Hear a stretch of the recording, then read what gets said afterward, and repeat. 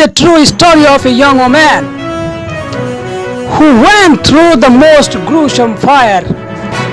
When you read her story, you will realize that your trials are absolutely nothing compared to what this young girl went through. It was September 25, 2000.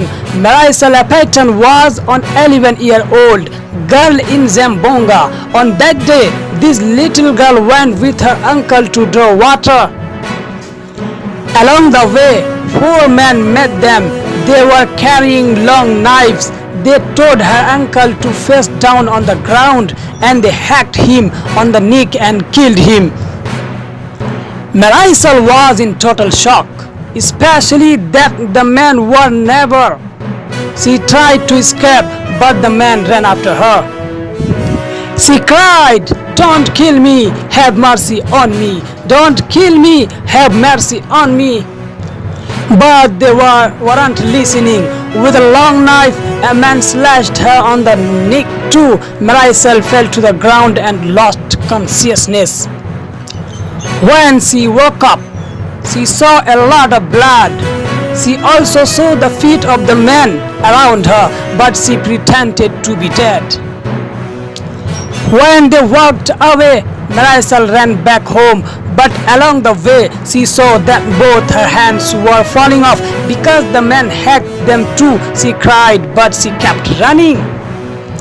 Sometimes she would faint and fall to the ground, but she had regained consciousness and ran again. When she was near her home, Marisol called her mother. Upon seeing her daughter, her mother screamed in terror. She wrapped her bloody child in a blanket and carried her to the hospital. But here was the problem. From her house to the highway, it was a 12 kilometers walk. It took them 4 hours just to reach the highway. When they arrived in the hospital, the doctors thought Marisol was going to die, but for 5 hours they operated on her. It took 25 stitches to stitch together the long knife wound in her neck and back. Marisol barely survived and she lost both of her hands. Ironically, the next day was Marisol's birthday. She was 12 years old. But tragedy didn't end there. When they went home, they saw their home was gone. It was ransacked and burned down by the goons.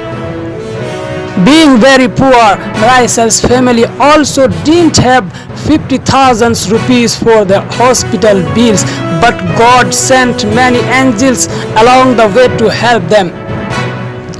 Archbishop Antonio, a distant relative, paid for hospital bills and helped them bring the criminals to court. They were sentenced to prison. Today she is staying with the nuns at Regina Rosary with Sir Epi Brazzi Opi. But this is the incredible Marisol. Instead of staying down, Marisol kept running. Instead of cursing God why she had no hands, she now uses her wrist in incredible ways that will boggle your mind. Marisol was cited as the most industrious, best in computer, and most courteous in the school for crippled children. In 2008, she graduated from a course in hotel and restaurant management. She even received a gold medal for arts and crafts.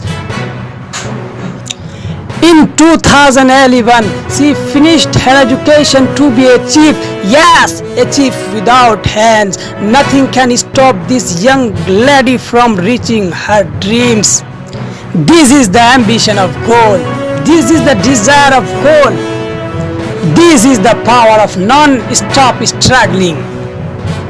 Because the winners don't give up.